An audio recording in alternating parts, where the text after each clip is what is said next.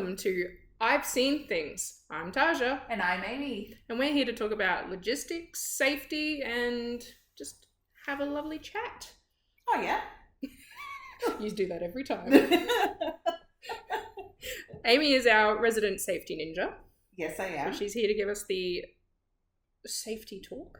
I thought you were going to say the down low on safety for a sec there. Well, yeah, you could give us the down low too. The 101.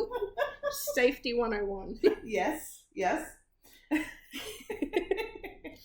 And I work in logistics, so I'm here to chat about that. Now, logistics and safety don't always get along. No. So we talk about the different sides of the arguments. Yes. I'm sure some places there's logistics and safety get on. Well, it's not like we're going to break into brawls all the time. No. We just have different perspectives on some of the same issues. Yes, we do. Otherwise, it's going to be like this. And then I'd get tired and walk away. Not before I would. Yeah. Fighting, don't do it. I'm logistics. That's all we do. You're not wrong. How long have you been in it again?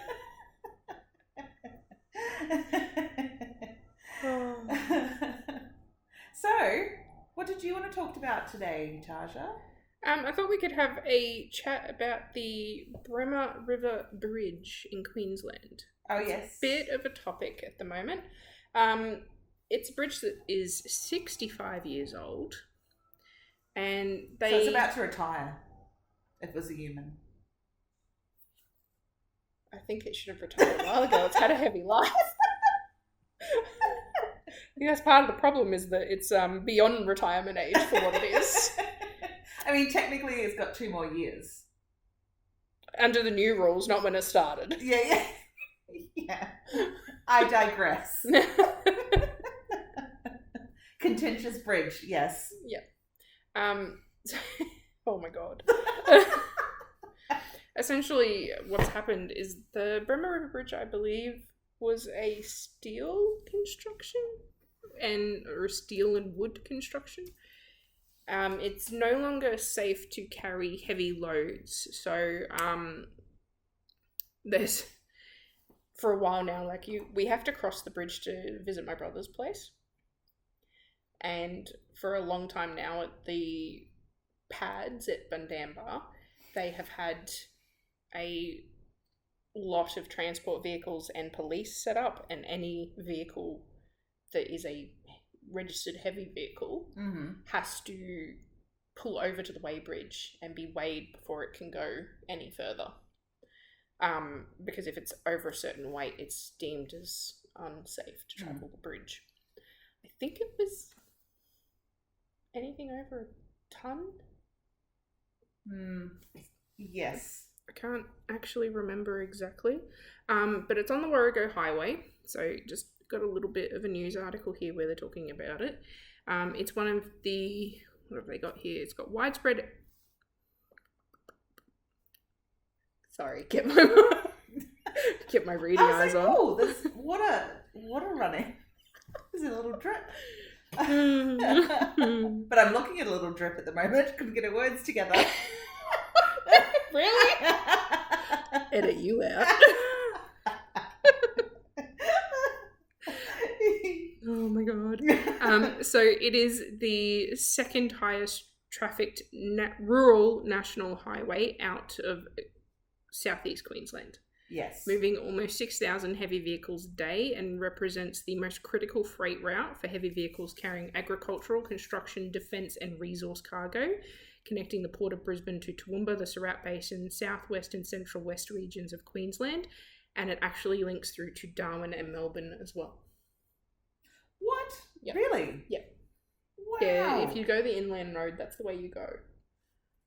Okay, so this is a very important bridge. It is. It has actual severe economic consequences if it's out of use. So, is there room to build one next door to the one that's 65 years old? I wouldn't actually say so. Having gone through that area, it's quite a... Oh. Yeah. Okay. I mean, you would probably actually be going through someone's land doing that as well. And that's a headache. And that's a headache. That's too much. Not just for the government, but, for the people who own the land and probably have for generations. Yeah. That's the sort of land it would go through. Yeah. I wouldn't want that on anyone. So they the westbound lanes are to be closed. So anyone sort of heading out towards Toowoomba, those lanes are to be closed in order to repair the 65-year-old bridge, with the specialist welding works to be done overnights, where there's going to be no vehicle access allowed. Wow. The works are planned to take 5 months to finish. I thought you were going to say 5 years. No, 5 months. Accordingly, it may blow out to 5 years. I never trust it when they give me an estimate. It's just I can't help but not trust it. The government, the blowout's going to happen. The blowout. 5 months is not. Hence 5 why months. when they say 5 months, we all sort of go, okay, so about a year. But here's the thing that's gotten people up in arms. It's not a long-term fix. It's only a temporary fix. Oh. Yeah. So if you're going to do it, if you're going to shut it down at nights and that and stop freight going through there, just fix it. So, wow. The Economic Development Organisation of Toowoomba and the Surat Basin Enterprises, or the TSBE, is supporting the industry's calls for the state government to provide a long-term solution for the vital roadway. I believe there is actually a railway that runs near it, but it's not in use. Okay. Yeah. Almost daily, we hear concerns from our members about how they're going to manage the cost to their people and their bottom line, says the TSBE CEO.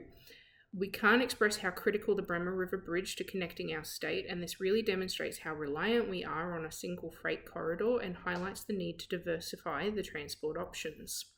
Off the back of a good season, bumper crops will soon be heading out of the region to the Port of Brisbane for export.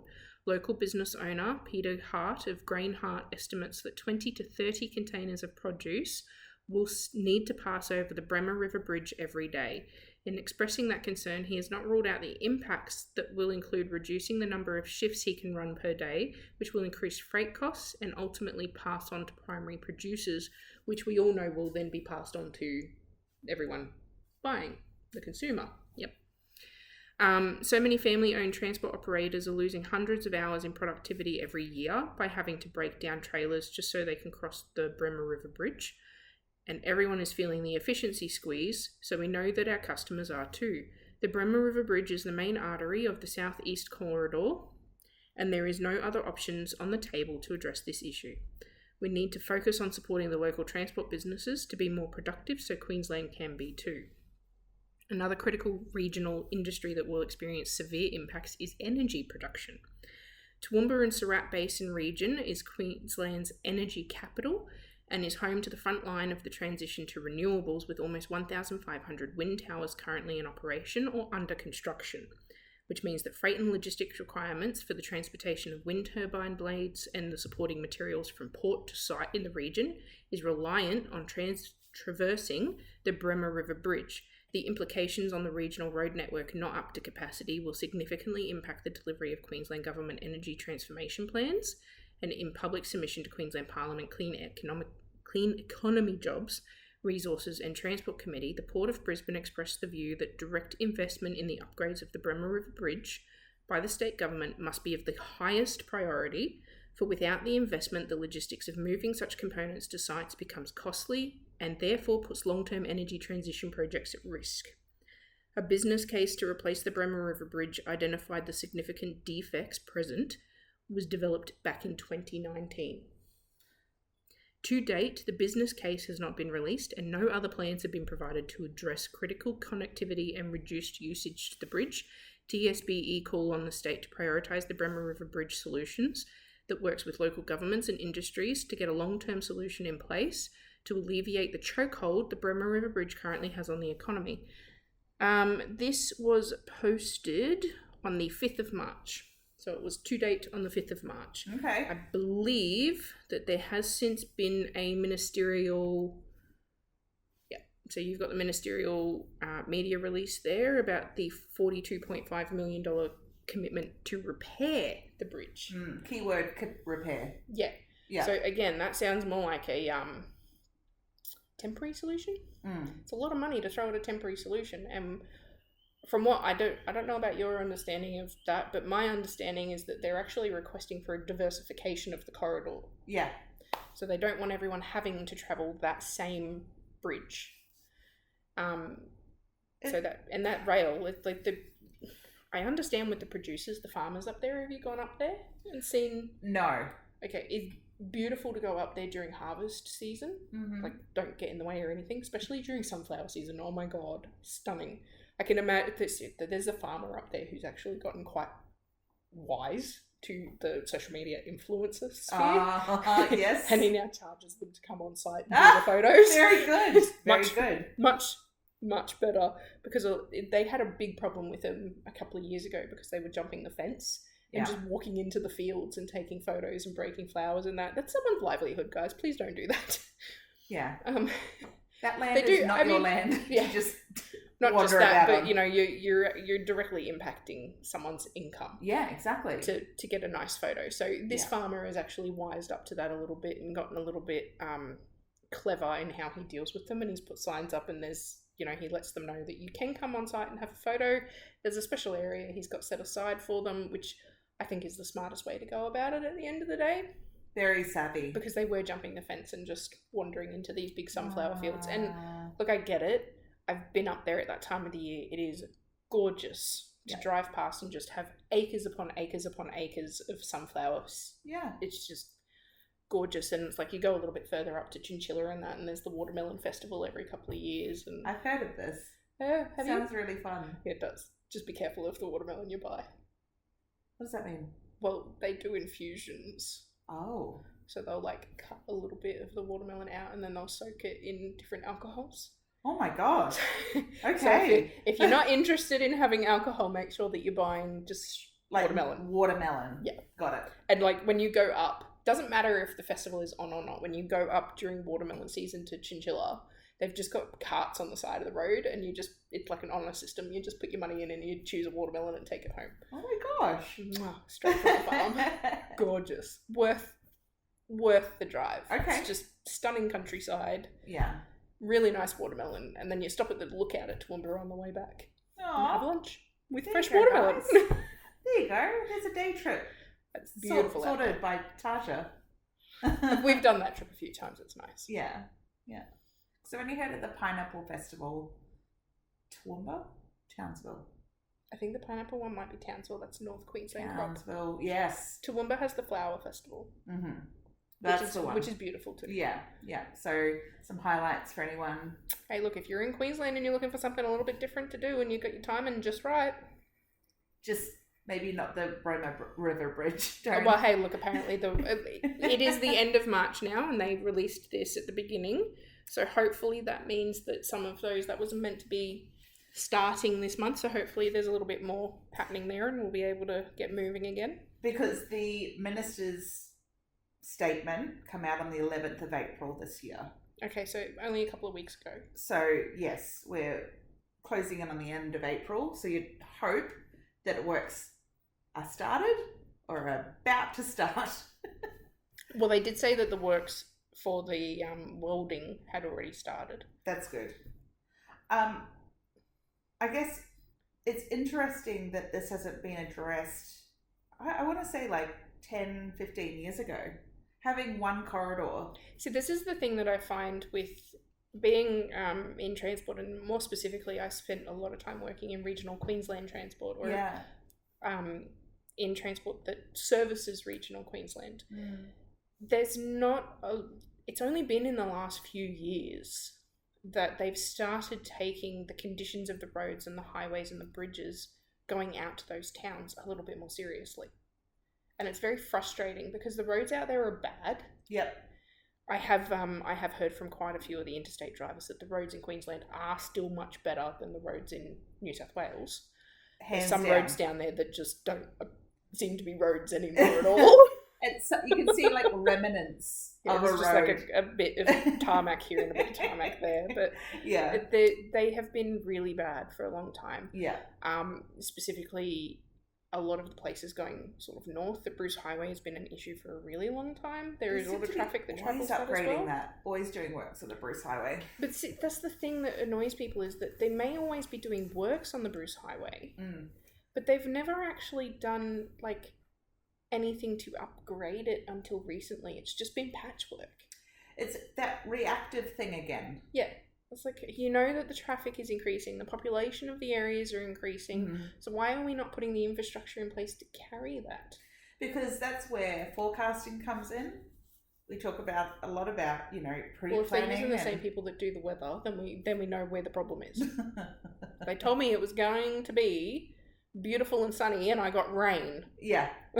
Well, that's the thing. But, you sort of hear about, like, a lot of people that are doing 10-year plans, 20-year plans for Queensland, strategies, forecasting, charts and planning and everything like that. But then when it actually comes down to it, it seems to always go the same way. It's not, like you say, going out to rural towns. It always seems to be really metro stuff, city stuff. Yeah, really important places that have, I'll use the word neglected for quite some time, to the point that it's going to take a long time to get back up to snuff to a level that's actually acceptable. Yeah, but that also means that there's going to be a lot of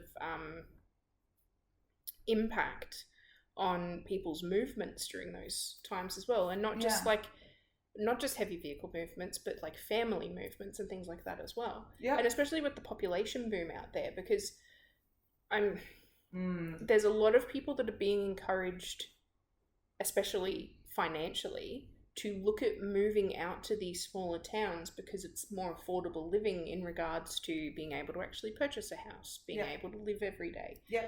But nobody really thinks about the fact that, okay, you've now convinced all of these people to move out there, which means there's a population boom, which means there's more people moving over the roads, which means there's going to need to be more freight moving out there so that those people can, buy their groceries and their meat and all of that sort of stuff. Because while those towns still have a very strong look on buying direct from farmer and, they're still very tight-knit, the more people that you put out there, the more infrastructure is required, and they're not building that infrastructure before they're encouraging people to move out there. Yeah. They're doing it ass backwards.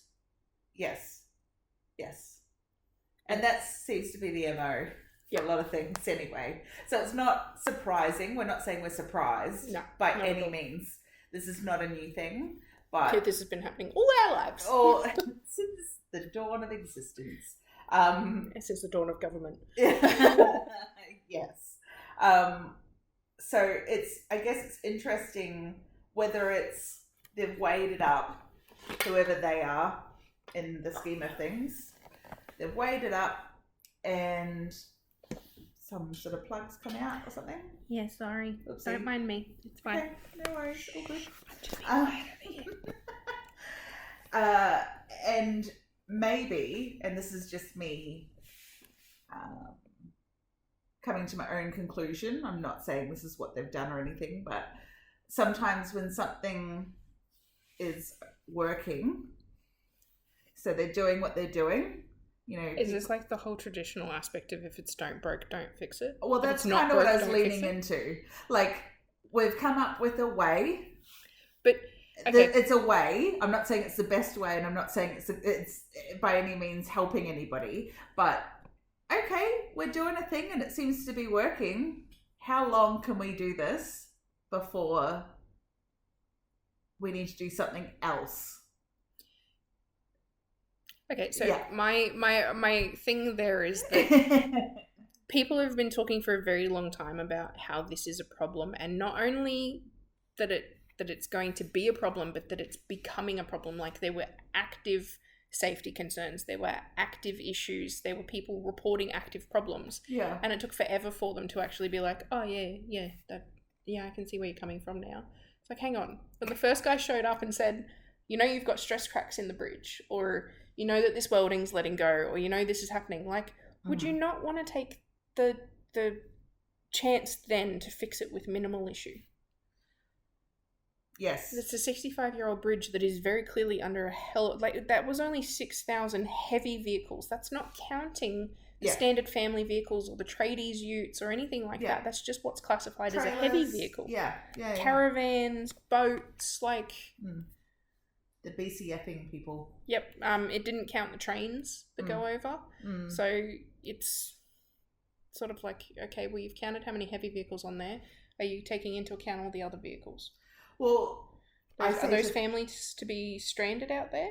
So then the statistics and the numbers and the data are slightly skewed and a bit biased anyway. Even if you were like, show me the data is not true. It's lacking a lot of important information in what you're saying.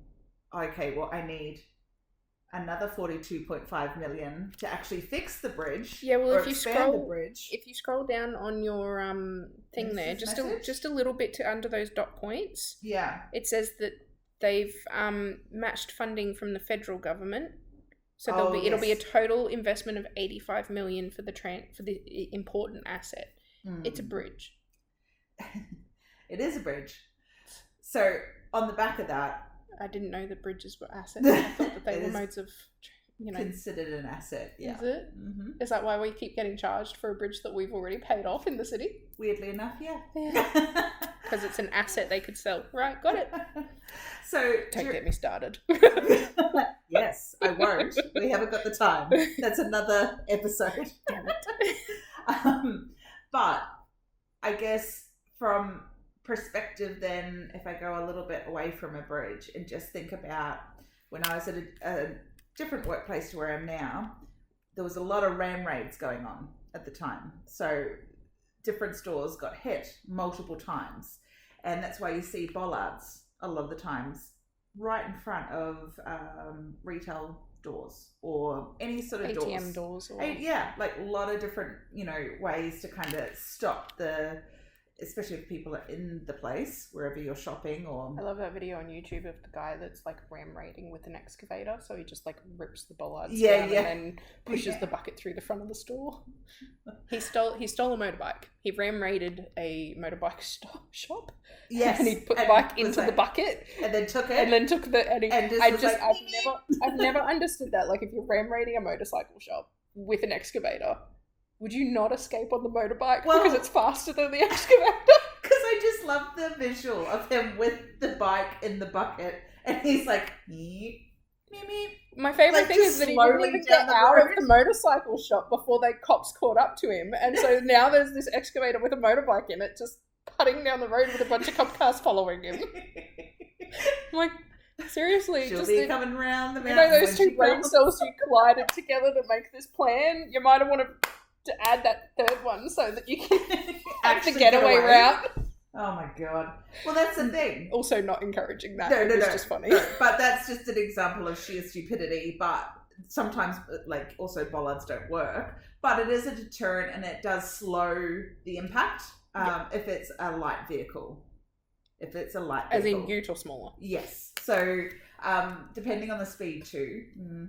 But there's a lot of ram raids. So the end of the story is, what I'm telling you guys, from where I work at the moment, they want to see data, how many times someone has driven through the front doors of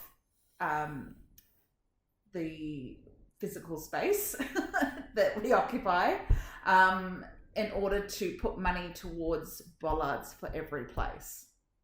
Rather than being preventative and having bollards just as a part of what we do when we have a new place, and just having that as part of of what we do, the standard operating procedure of having bollards in front of the doors, we're going to wait and see if there's more ram raids to warrant bollards. Considering where you currently work. Yes. See, we're trying to be careful here, guys. I just don't want to... kind of understand it, because who's going to want to ram raid that? They're not ram raiding it for the same reason as they would ram raid a shop or totally, or a bank or something. Like, in my opinion, they would ram raid a shop or a bank to nick shit. Sure. I don't imagine that. I think like if they're ram raiding where you're working now, the customer facing side of where you're working now, it's because they're cranky and they just want to do damage. It is. And I don't think the bollards are going to stop them in that case. It just means that they might not do it with a vehicle. They might do it with something else. With something else.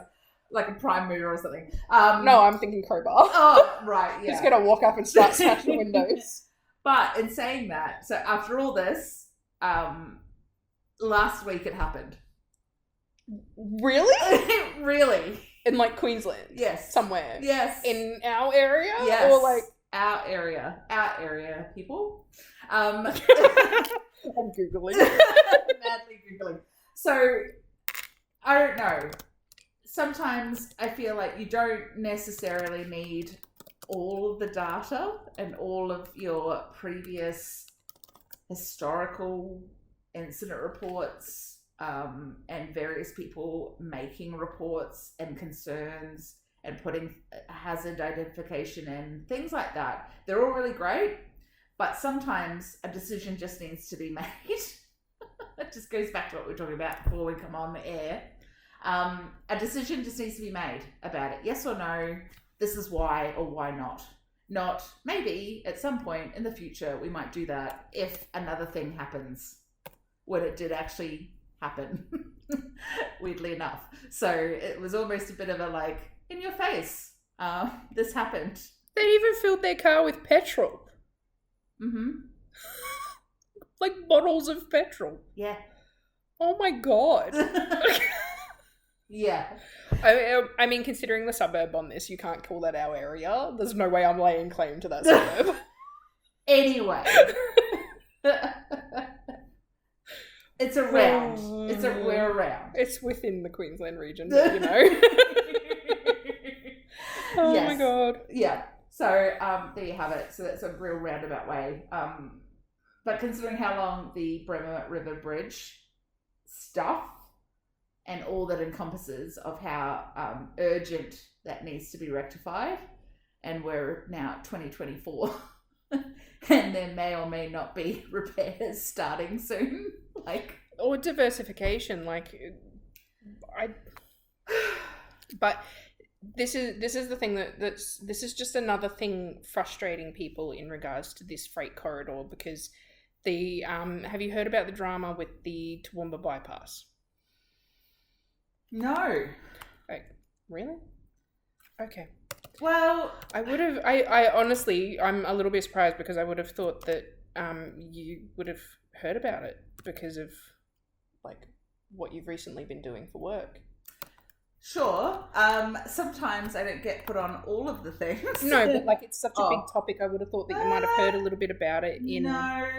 No, not at all. Okay, so you remember that the Toowoomba bypass was put in a few years ago? Yes. And the Toowoomba bypass is specifically put in place to divert the heavy vehicle traffic from going through the centre of Toowoomba, as it has always had to, because Toowoomba, being that it started as a small country town, the highway went directly through the middle, like a lot of them do. So the Toowoomba bypass was put in to divert the heavy vehicle traffic, and that's like caravanners and everything from having to go through the centre of town. It now sweeps around the outside, and they can pick up on the Warrego on the other side. It collapsed. Okay, massive sections. Thank you. Large sections on the northern side of the eastbound lane fell away in October 2022 after a prolonged wet summer and autumn, which and it's not funny, but it's funny. It kind of is and it kind of isn't. Like, it's funny in regards to the fact that people were told that it wasn't being constructed in a way that it would put up with that sort of weather and treatment. So it's a little bit funny in the fact that, again, people were told. Here we are again. And things never happened. Yes. And now they're having to do massive repairs, and everything has to go back through the town again because it's not safe for people to travel on those roads. So I've got an article here. It's a little bit of an older article. It's from 2023 in regards to the repairs that they'd started doing. The repairs are still ongoing, and they will be until, I believe, the end of this year, 2024. Right. Because they are extensive. Mm-hmm.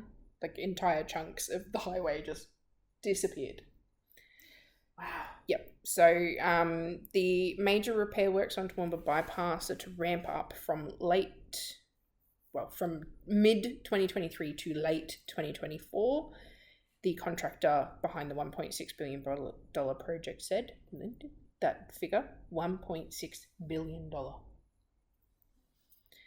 Holy moly. Yep. So they've started, at that time, they had started stabilization work and the detailed engineering and design process to do the reconstruction. Mm-hmm. And the works had commenced, including site establishment, clearing, and excavation to reprofile and stabilize the cutting to a new design profile. So essentially, they had to completely redesign the road. I wonder whether that money could go towards the bridge. But that's the problem now, is that they both need to be done. I think forget about the bypass. Let's just forget about it. Let's focus on the bridge. Well, the bypass would cause a landslide. That's what it caused it. The bypass, as it stood at the time when it happened, it basically caused a landslide. Wow. And so they had to redesign the entire road. Yeah. So that it not only would hold up to another wet season and a dry season and a drought. Yeah. And a, essentially ongoing rain, as Queensland has those strange weather shifts. Yeah. It also needs to be able to put up with all of the traffic moving across it, heavy vehicles, all of the rest of the stuff that's moving through there, and not slide away down the mountain again. Good gravy. Yep. So the system was being installed over a weekend to minimise access to motorists, or minimise impact to motorists. Weather permitting, it would be finished by late 2024.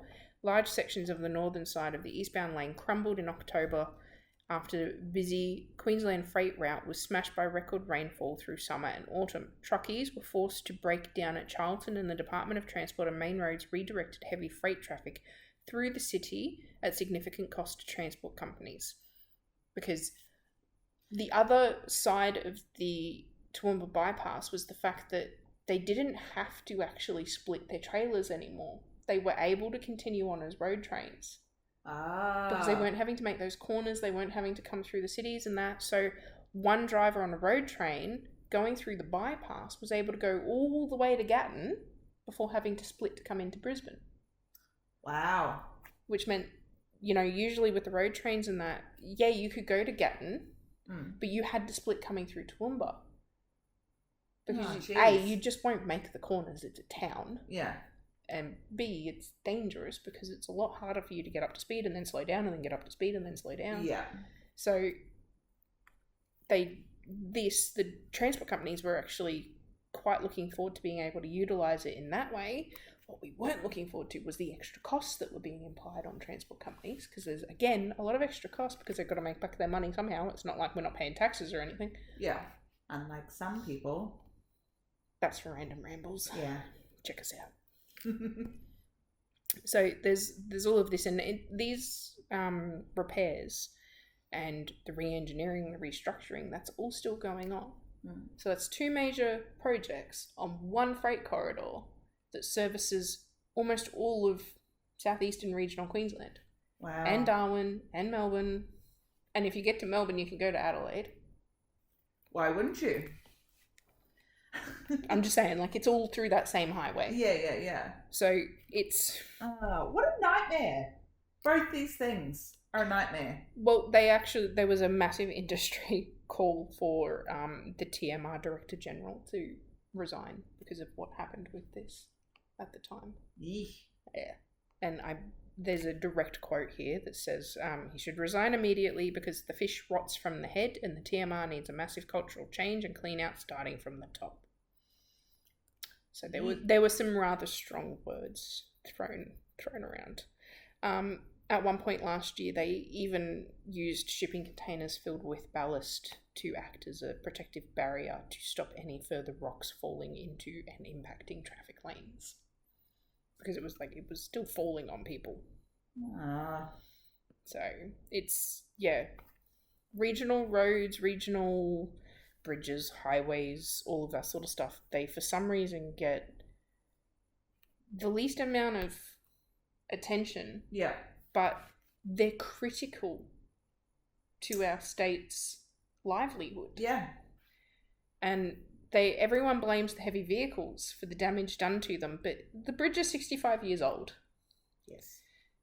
The bypass was like not even a year old. Yeah, and that went to hell. That's not the heavy vehicles using it. It was supposedly designed for heavy vehicle use, for heavy usage by heavy vehicles. That seems like an engineering failure to me. Mm-hmm. They didn't take everything into account when they were putting it together, when they put the design together. Maybe it was like a bit of a rush job. I don't know. I mean, I know building bridges and that is not really, you can't rush things, but you know how sometimes corners can be cut, or, you know, we're going to use this particular material, but we're not going to use that now. It's too costly. We'll go back to this and it's less than standard. You know, there's different sort of ways, I guess, you can cut corners and cost cut if it's going to blow out.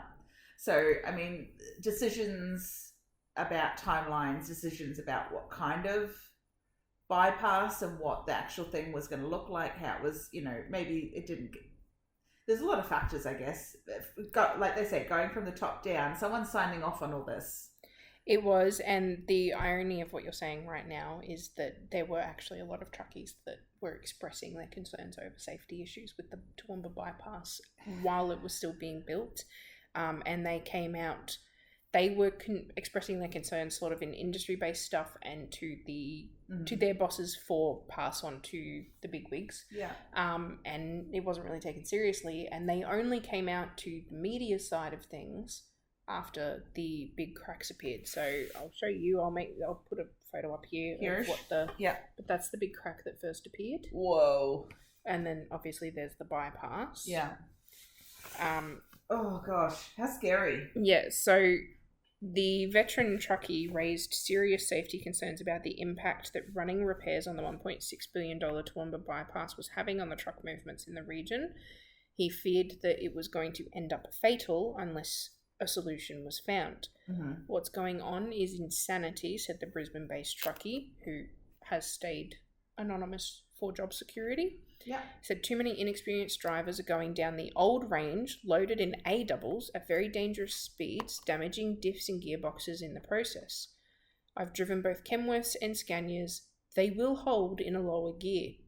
The government needs to get off their arse and do something here. They're also taking us 45 minutes to get through Toowoomba in the road trains. You can also see ruts going through town with a lot of extra weight on the town roads. The truckies were questioned why PBS vehicles are still being allowed on the bypass when other trains are being forced to brake at Charlton.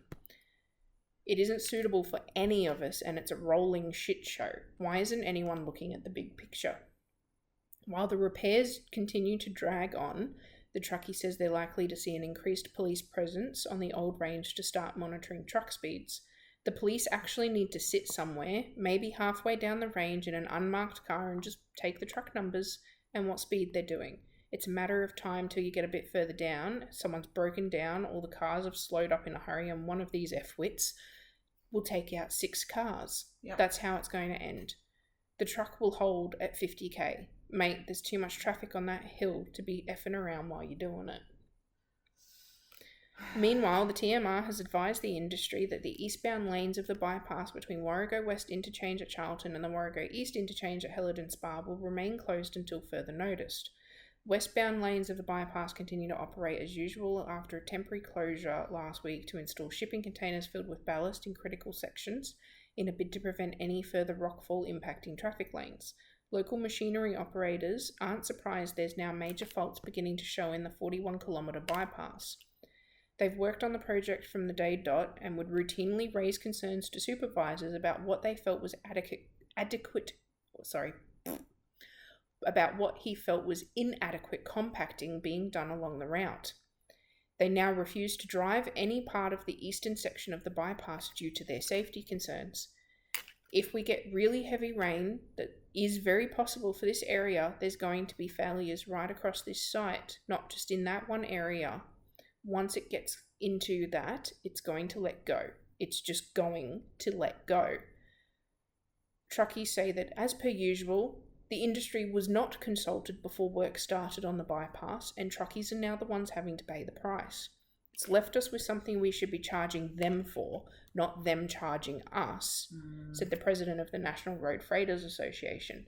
An engineering marvel, they called it. They've misled us all. We're stuck with it for another 200 years, but if it had been done properly, they could have taken away another kilometre of ascent and a kilometre of descent.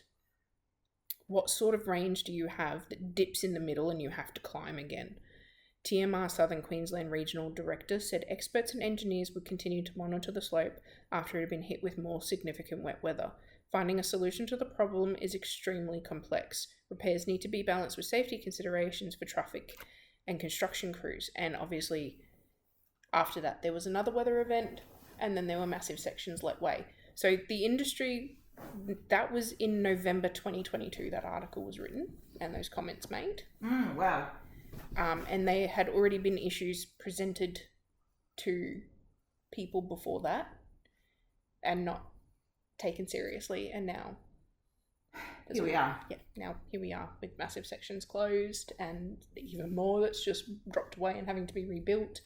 Whole new engineering project going on trying to rebuild it at a better... Wow. There's layers. Lots of layers to this. And costs that you don't even think about. Like the costs on maintenance for trucks as well, repairs, or buying new fleet because they've been ruined by the sounds of things. And then time, everyone's time, company time, personal time, time more away from your own family as well. So it's really impacted on more than just being a bypass for heavy vehicles. It's sort of blown out and it's affecting the community, it's affecting the surrounding areas, it's affecting routes, you know, like that. It just sounded like an easy fix and it didn't end up being one. It could have been an easy fix, but as that comment was on the guy who has been seeing the works from the day one and been raising safety concerns, it sounds like people weren't doing things the way that they should have been doing from the very beginning. He said there wasn't adequate compacting done on the sides of the road from the very start, which he had already raised the issue that if there's any wet weather and the water gets in between the gaps and that's not compacted properly, it's going to cause a landslide. And nobody took him seriously. Yeah. And then there was a landslide. Yeah.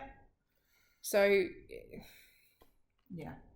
Like, what do you do? And now they've got to repair all the roads in the middle of town as well because they've been going through heavily loaded.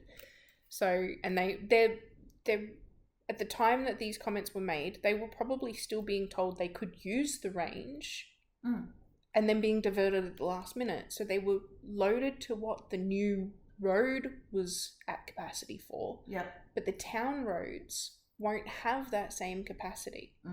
So they're causing the ruts in the middle of the town road because the bitumen's letting way. It wasn't engineered to hold that weight the way that the bypass was engineered to hold that weight. Yeah. So there's been a lot of frustrations in regards to this, and the Bremer River Bridge, I think, it just made those frustrations even more in the open. Yeah. And even more heightened. It's sort of there's anger over here, and it's just sort of come into this giant bubble. And it's not just impacting. See, this is the thing: is that the Toowoomba bypass, it was frustrating, but it was mostly frustrating for the transport businesses. Yeah. Right. But the Bremer River Bridge is impacting every business. Yeah. So it's not just like a couple of comments here and there from people being frustrated that things are taking a bit longer.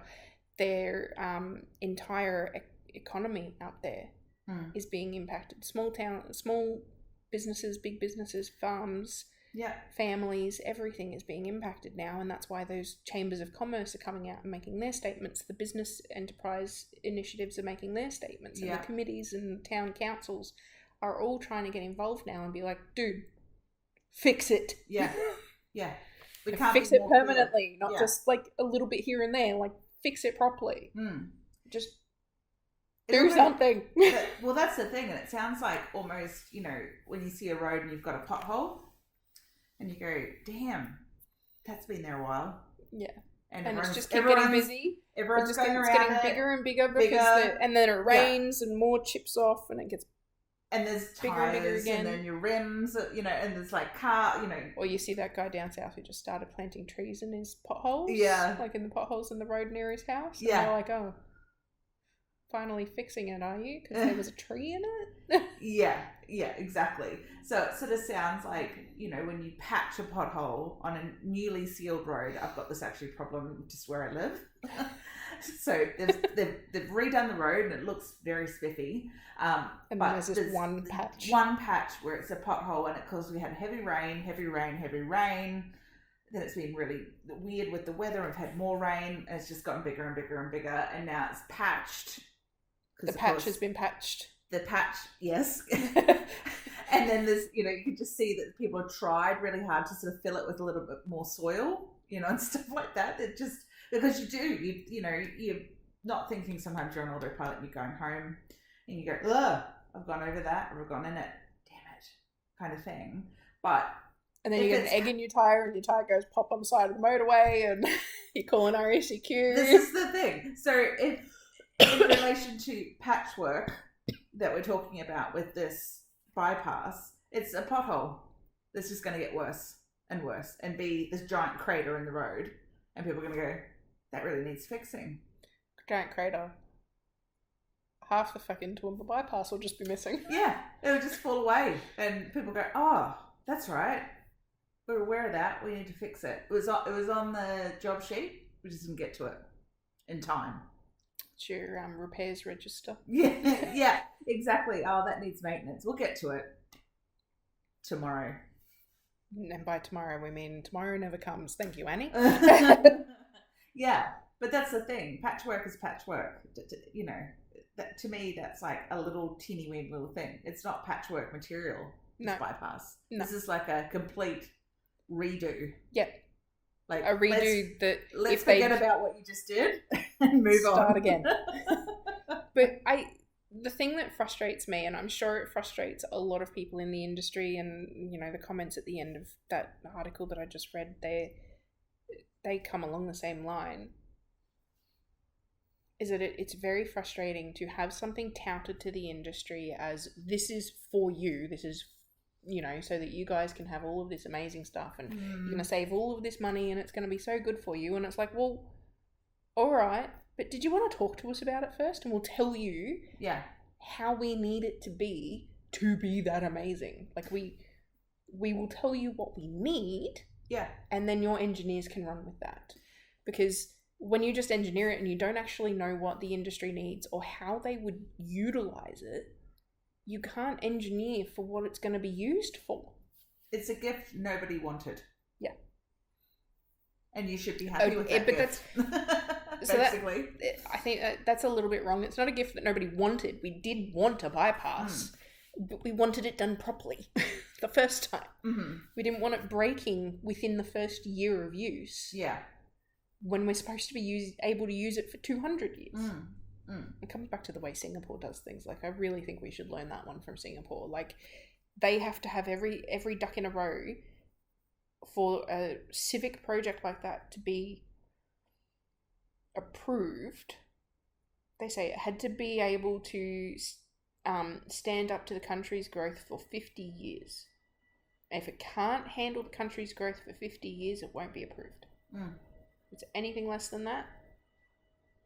How good. And what you can see it in the way that they do things. Their planning is beautiful. Yeah. I mean, from an outsider's perspective, we don't know how the locals feel about it. We don't know. From an outsider's perspective, it seems to work really well and they've done a really good job with it. But our government is apparently not quite so clever when it comes to road projects in regional Queensland. Yeah. But then I wasn't a big fan of a lot of their decisions in the last couple of years, so... But that's just me. And that's okay. So, I think that's about it for this episode. Okay. Had a little bit of a rant about Queensland roads. No, that's okay. Rant away. And it was all good stuff. You know, good information.